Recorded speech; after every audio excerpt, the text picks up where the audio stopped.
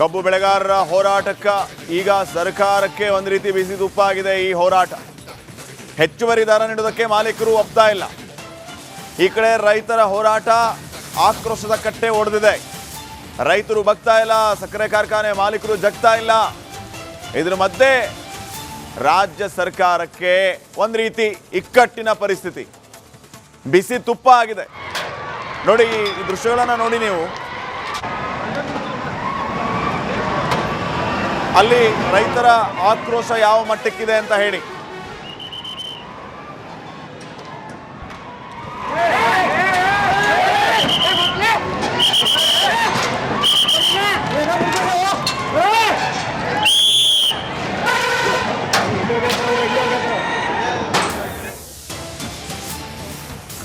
ರೈತರ ಬೇಡಿಕೆಗಳಿಗೆ ಕಾರ್ಖಾನೆಯ ಮಾಲೀಕರು ಒಪ್ಪಿಲ್ಲ.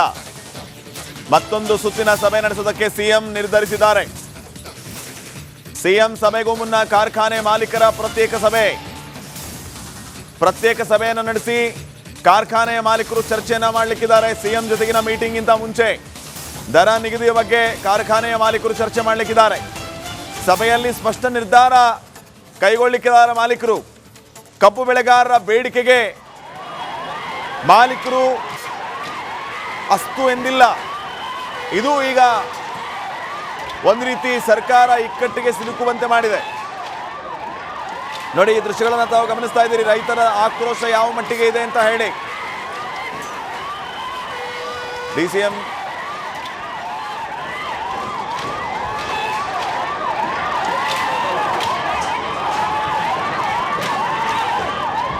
ನೋಡಿ ಈ ದೃಶ್ಯಗಳನ್ನು ತಾವು ಗಮನಿಸ್ತಾ ಇದ್ದೀರಿ. ರೈತರು ಕಲ್ಲು ತೂರ್ತಾ ಇದ್ದಾರೆ. ಆಕ್ರೋಶ ಈ ರೀತಿ ಪ್ರಕಟವಾಗ್ತಾ ಇದೆ. ತಾಳ್ಮೆಯ ಕಟ್ಟೆ ಒಡೆದಿದೆ. ಇಷ್ಟು ದಿನ ತಾಳ್ಮೆಯಿಂದಿದ್ರು. ಇವತ್ತು 9ನೇ ದಿನ. ಆಕ್ಚುಲಿ ಪ್ರತಿಭಟನೆ ನಡೀತಾ ಇರೋದು 9ನೇ ದಿನ ಇವತ್ತು. 8 ದಿನ ಆದಮೇಲೆ ಸಕ್ಕರೆ ಸಚಿವರು ನಿನ್ನೆ ಪ್ರತಿಭಟನಾ ಸ್ಥಳಕ್ಕೆ ಹೋದರು. ಈ ಸಂದರ್ಭದಲ್ಲಿ ಶಿವಾನಂದ ಪಾಟೀಲ್ ಅವರ ಕಾರ್ ಮೇಲೆ ಚಪ್ಪಲಿ ಎಸೆದ್ರು, ನೀರಿನ ಬಾಟ್ಲ್ ಎಸೆದ್ರು. ಅಲ್ಲಿ ಆಕ್ರೋಶ ವ್ಯಕ್ತವಾಯಿತು. ಅದು ಸಹಜ ಕೂಡ. ಈಗ ಬಂದ್ರ ನೀವು ರೈತರ ಹೋರಾಟ ಈಗ ನೆನಪಾಯ್ತಾ ನಿಮಗೆ? ಇಷ್ಟು ದಿನಗಳಿಂದ ರಸ್ತೆಯಲ್ಲಿ ಬಿದ್ದು ನಾವು ಪ್ರತಿಭಟನೆ ಮಾಡ್ತಾ ಇದ್ದೀವಿ, ಆದರೆ ನೀವಂತೂ ಯಾಕೆ ಅನ್ನಲಿಲ್ಲ. ಈಗ ನೆನಪಾದ್ವಾ ನಾವು ನಿಮಗೆ ಅನ್ನುವಂತಹ ಆಕ್ರೋಶ ವ್ಯಕ್ತವಾಯಿತು. ಇವತ್ತು ಈ ಬೆಳವಣಿಗೆ, ಬೆಳೆಗಾರರಿಗೆ 3,400 ರೂಪಾಯಿ ನೀಡುವಂತೆ ಸಿಎಂ ಮನವಿ ಮಾಡಿಕೊಡ್ತಾ ಇದ್ದಾರೆ. ಸಕ್ಕರೆ ಕಾರ್ಖಾನೆಯ ಮಾಲೀಕರಿಗೆ ಈ ರೀತಿ ಮನವಿ. ಹೆಚ್ಚುವರಿಯಾಗಿ 200 ರೂಪಾಯಿ ಕೊಡಿ ಅಂತ. 200 ರೂಪಾಯಿ ಜೊತೆಗೆ ಸಾಗಣೆ ವೆಚ್ಚ ಭರಿಸುವಂತೆ ಸಿಎಂ ಮನವಿ ಮಾಡಿಕೊಂಡಿದ್ದಾರೆ. ಬೆಳೆಗಾರರಿಗೆ ಪ್ರತ್ಯೇಕ ಸಾಗಣೆ ವೆಚ್ಚ ನೀಡುವಂತೆ ಆಗ್ರಹಿಸಿದ್ದಾರೆ. ಹೆಚ್ಚುವರಿ ಸಾಗಣೆ ವೆಚ್ಚ ನೀಡಿದರೆ 4,000 ರೂಪಾಯಿ ದಾಟತ್ತೆ. ಬೆಳೆಗಾರರಿಗೆ ನೀಡೋ ಈಗ 4,000 ರೂಪಾಯಿ ಮೊತ್ತ ರೈತರಿಗೆ ಕೊಡಬೇಕಾಗುತ್ತೆ ನಾವು ಅಂತ ಸಿಎಂ ಸಿದ್ದರಾಮಯ್ಯ ಅವರ ಮನವಿಯನ್ನು ತಿರಸ್ಕಾರ ಮಾಡಿದ್ದಾರೆ ಸಕ್ಕರೆ ಕಾರ್ಖಾನೆ ಮಾಲೀಕರು.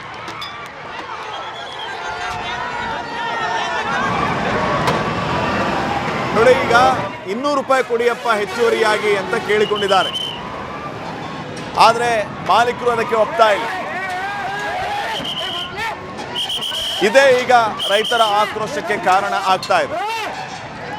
ಮುಖ್ಯಮಂತ್ರಿ ಸಿದ್ದರಾಮಯ್ಯ ಅವರು ಈ ಮೀಟಿಂಗ್ನಲ್ಲಿ ಸಕ್ಕರೆ ಕಾರ್ಖಾನೆಯ ಮಾಲೀಕರಿಗೆ ಏನು ಕೇಳಿಕೊಂಡ್ರು ಅಂತಂದರೆ, ಹೆಚ್ಚುವರಿಯಾಗಿ 200 ರೂಪಾಯಿ ಕೊಡಿ, ಪ್ಲಸ್ ಆ ಸಾಗಣೆ ವೆಚ್ಚವನ್ನು ನೀವೇ ಭರಿಸಿ ಅಂತ ಹೇಳಿ.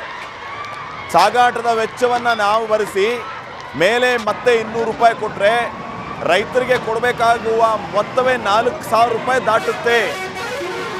ಇದರಿಂದ ನಮಗೆ ನಷ್ಟವಾಗುತ್ತೆ ಅಂತ ಸಕ್ಕರೆ ಕಾರ್ಖಾನೆಯ ಮಾಲೀಕರು ಸಿದ್ದರಾಮಯ್ಯ ಅವರ ಮನವಿಯನ್ನು ತಿರಸ್ಕರಿಸಿದ್ದಾರೆ. ನಮ್ಮ ಒಪ್ಪಿಗೆ ಇಲ್ಲ ಇದಕ್ಕೆ ಅಂತ ಹೇಳಿದ್ದಾರೆ.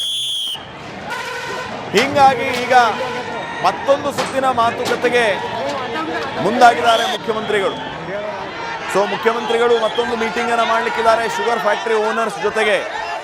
ಅದಕ್ಕಿಂತ ಮುಂಚೆ ಸಕ್ಕರೆ ಕಾರ್ಖಾನೆಯ ಮಾಲೀಕರು ಈಗ ತಾವಷ್ಟೇ ಸೇರಿ ಒಂದು ಸಭೆಯನ್ನು ಮಾಡಲಿಕ್ಕಿದ್ದಾರೆ.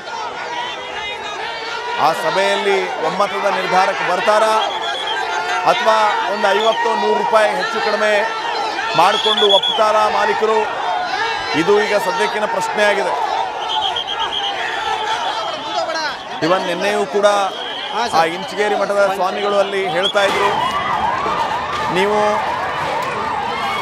ನಿಮ್ಮ ಮುಖ್ಯಮಂತ್ರಿಗಳ ಜೊತೆಗೆ ಮಾತಾಡಿಕೊಂಡು DC ಜೊತೆಗೆ ಇದೇ ಸ್ಥಳಕ್ಕೆ ಬಂದು ನಾಳೆ ನೀವು ಬೆಂಬಲ ಬೆಲೆಯನ್ನು ಅನೌನ್ಸ್ ಮಾಡಬೇಕು. ಏನೋ 10-20 ರೂಪಾಯಿ ಹೆಚ್ಚು ಕಡಿಮೆ, 50 ರೂಪಾಯಿ ಹೆಚ್ಚು ಕಡಿಮೆ ಒಂದು ಹಂತಕ್ಕೆ ನೀವು ಅನೌನ್ಸ್ ಮಾಡಿದರೆ ನಾಳೆ ನಾವು ಅದನ್ನು ಒಪ್ಕೋಬೋದು, ಒಪ್ಕೊಳ್ಳಿಕ್ಕಿಲ್ಲ. ಆದರೆ ನಮಗಂತೂ ನೀವು ಶುಭ ಸುದ್ದಿಯನ್ನೇ ತೊಗೊಂಬರ್ಬೇಕು. ಒಪ್ತಾ ಇಲ್ಲ ಅಂತ ಬಂದರೆ ನಮ್ಮ ಹೋರಾಟದ ತೀವ್ರತೆ ಯಾವ ರೀತಿ ಇರುತ್ತೆ, ಮುಂದೆ ಆಗುವಂಥ ಎಲ್ಲ ಬೆಳವಣಿಗೆಗೆ ನೀವೇ ಜವಾಬ್ದಾರರಾಗ್ತೀರಿ ಅಂತ ಗಡುವು ಕೊಟ್ಟು ಕಳಿಸಿದ್ದಾರೆ. ಸೊ ಅವರು ಕೊಟ್ಟಿರುವ ಗಡುವಿನ ಪ್ರಕಾರ ನಾಳೆ ಸಂಜೆ 7 ಗಂಟೆವರೆಗೂ ಇವೆಲ್ಲವೂ ಕೂಡ ಏನೇನು ಮೀಟಿಂಗ್ ಮಾಡ್ತಿರೋ, ಯಾರ್ಯಾರ ಜೊತೆ ಮಾಡ್ತಿರೋ ಮಾಡ್ಕೊಳ್ಳಿ. ನಮಗೆ 7 ಗಂಟೆಗೆ ಒಂದು ಒಳ್ಳೆ ಸುದ್ದಿ ಸಿಗಬೇಕು. ರೈತರಿಗೆ ಆ ಒಳ್ಳೆ ಸುದ್ದಿ ಸಿಗಲಿಲ್ಲ ಅಂತಂದರೆ ಮುಂದೆ ಆಗುವಂಥ ಅನಾಹುತಗಳಿಗೆ ನೀವೇ ಜವಾಬ್ದಾರರಾಗ್ತೀರಿ ಅಂತ ಹೇಳಿಬಿಟ್ಟಿದ್ದಾರೆ. ಸೊ ಸರ್ಕಾರ ಈ ಮಾತನ್ನು ಗಂಭೀರವಾಗಿ ತಗೊಂಡಿದೆ. ಬ್ಯಾಕ್ ಟು ಬ್ಯಾಕ್ ಮೀಟಿಂಗ್ಸ್ಗಳನ್ನು ಮಾಡ್ತಾ ಇದೆ. ಆದರೆ ಮೀಟಿಂಗ್ಸ್ನ ರಿಸಲ್ಟ್ 0. ಏನು ಪ್ರಯೋಜನ ಆಗ್ತಾ ಇಲ್ಲ. ರಿಸಲ್ಟ್ ಅಂದರೆ ಮೀಟಿಂಗ್. ಈ ಸಕ್ಕರೆ ಕಾರ್ಖಾನೆಯ ಮಾಲೀಕರು ಒಪ್ತಾ ಇಲ್ಲ ಯಾವುದನ್ನು. ಇದು ಈಗ ಸರ್ಕಾರ ಇಕ್ಕಟ್ಟಿಗೆ ಸಿಲುಕುವಂತೆ ಮಾಡಿದೆ. ಇನ್ನಷ್ಟು ಅಪ್ಡೇಟ್ಸ್ ಅನ್ನು ಕೊಡ್ತಾರೆ ಪ್ರತಿನಿಧಿ ರಂಜಿತ್. ಈಗ ಫೋನ್ ಸಂಪರ್ಕ ಸಿಕ್ಕಿದ್ದಾರೆ. ರಂಜಿತ್, ಏನು ನಡೀತಾ ಇದೆ ಸದ್ಯಕ್ಕೆ? ಒಂದು ರೀತಿ ಸರ್ಕಾರಕ್ಕೆ ಇಕ್ಕಟ್ಟು, ಆ ಕಡೆ ರೈತರು ಬಗ್ತಾ ಇಲ್ಲ ಯಾವುದಕ್ಕೂ. ಏನಾಗ್ಬೋದು, ಏನು ಅಪ್ಡೇಟ್ಸ್ ಕೊಡ್ತೀರಿ?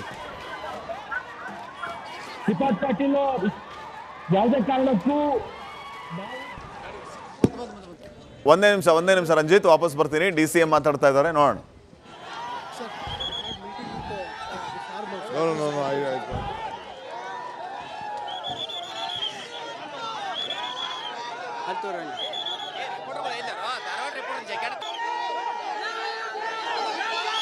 ಅಲ್ಲಿಂದ ಹಾಗೆ ಹೊರಟಿದ್ದಾರೆ. ಆ ದೃಶ್ಯಗಳನ್ನು ಕೂಡ ತಾವು ಗಮನಿಸ್ತಾ ಇದ್ದೀರಿ. ಉಪಮುಖ್ಯಮಂತ್ರಿ DK ಶಿವಕುಮಾರ್ ಮಾತಾಡಲಿಲ್ಲ ಈ ಬಗ್ಗೆ. ಮತ್ತೆ ಕೇಳಿದರೆ ಆಗಲೇ ಮಾತಾಡ್ತಾ ಇದ್ರು, ಇನ್ನೂ ಆರಂಭ ಆಗಿಲ್ಲ, ಇನ್ನೂ ಏನು ನಡೆದಿಲ್ಲ, ಕೆಲವು ಭಾಗದ ರೈತರು ಬರಬೇಕಾಗಿದೆ ಅನ್ನೋ ಮಾತನ್ನು ಹೇಳ್ತಾ ಇದ್ರು. ಈ ಸಾರಿ ಅವ್ರು ಏನು ರಿಯಾಕ್ಟ್ ಮಾಡಲಿಲ್ಲ, ಹಾಗೆ ಹೊರಟರು. ಎಸ್ ರಂಜಿತ್ ಅಪ್ಡೇಟ್ ಕೊಡ್ತಾ ಇದ್ರು. ಎಸ್ ರಂಜಿತ್, ಏನು ನಡೀತಾ ಇದೆ?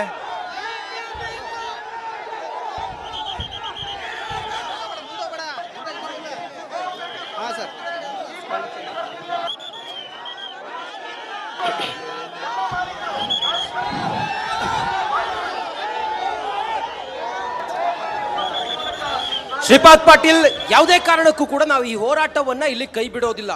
9ನೇ ದಿನದ ಅಹೋರಾತ್ರಿಯ ಈ ಧರಣಿ ಇದೆಯಲ್ಲ, ಈಗ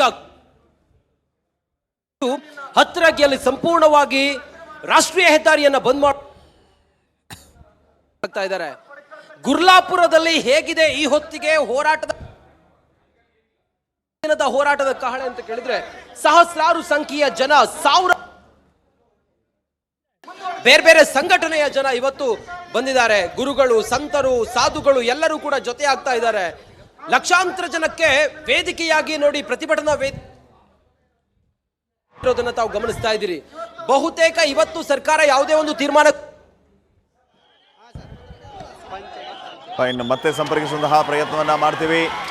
ಈಗ ಸದ್ಯ ಅಲ್ಲಿ ಯಾವ ರೀತಿಯ ಪರಿಸ್ಥಿತಿ ಇದೆ ಅನ್ನೋದ್ರ ಬಗ್ಗೆ ರಂಜಿತ್ ಮಾಹಿತಿಯನ್ನ ನೀಡ್ತಾ ಇದ್ರು. ಪೊಲೀಸರು ಮತ್ತು ಹೋರಾಟಗಾರರ ಮಧ್ಯೆ ಮಾತಿನ ಚಕಮಕಿ ನಡೆದಿದೆ. ಪರಿಸ್ಥಿತಿಯನ್ನು ನಿಯಂತ್ರಣ ಮಾಡೋದಕ್ಕೆ ಪೊಲೀಸರು ಹರಸಾಹಸವನ್ನೇ ಪಡಬೇಕಾದ ಪರಿಸ್ಥಿತಿ ಇದೆ. ರೈತರಂತೂ ಯಾವುದಕ್ಕೂ ಜಗ್ತಾ ಇಲ್ಲ.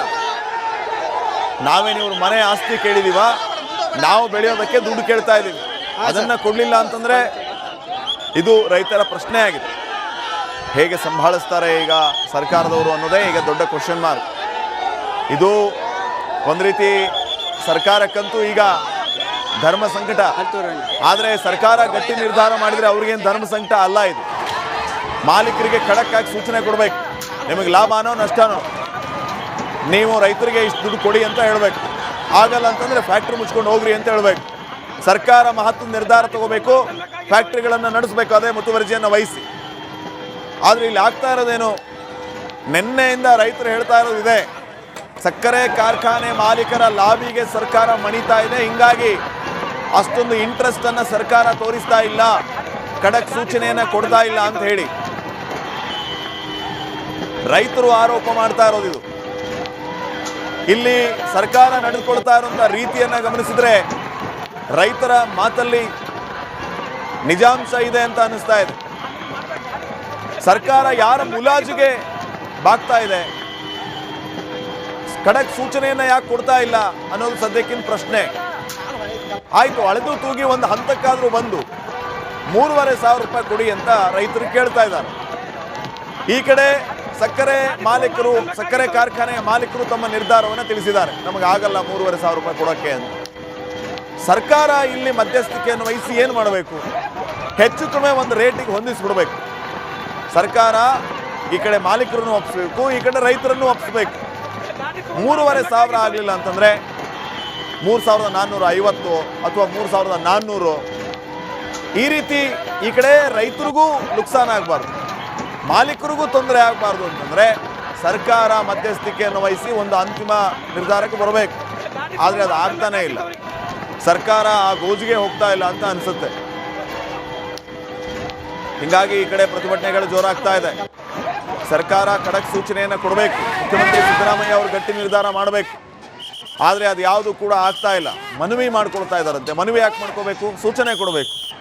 ನೋಡಪ್ಪ, ನೀವು ಶುಗರ್ ಫ್ಯಾಕ್ಟ್ರಿಯನ್ನು ನಡೆಸ್ತಾ ಇರೋರು, ರೈತರಿಗೆ ಈ ರೀತಿ ಲಾಸ್ ಆಗ್ತಾ ಇದೆ, ಬೇರೆ ರಾಜ್ಯಗಳಿಗೆ ಹೋಲಿಸ್ಕೊಂಡ್ರೆ ತುಂಬ ಜಾಸ್ತಿ ಏನು ಕೇಳ್ತಾ ಇಲ್ಲ, ಕೊಡಿ ಅಂತ ಹೇಳಬೇಕು.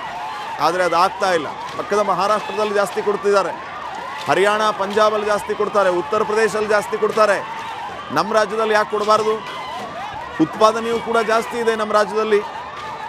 ಆಮೇಲೆ ಆ ಒಂದು ಕಬ್ಬಿನಿಂದ ಎಷ್ಟೆಲ್ಲ ದುಡ್ಡನ್ನು ಮಾಡ್ಬೋದು ಶುಗರ್ ಫ್ಯಾಕ್ಟ್ರಿ ಓನರ್ಸ್. ರೈತರನ್ನು ಬಡಿಸುವಂತ ಕಾರ್ಯ ಮಾಡ್ತಾ ಇದೆ. ಮಾತಾಡಬೇಡಿ ನೀವು. ರೈತರಿಗೆ ಇಲ್ಲ, ಬಾಕಿ ಜವಾನ್ ಹರಾಸರು ಟ್ರಾವೆಲ್ ಕೊಟ್ಟು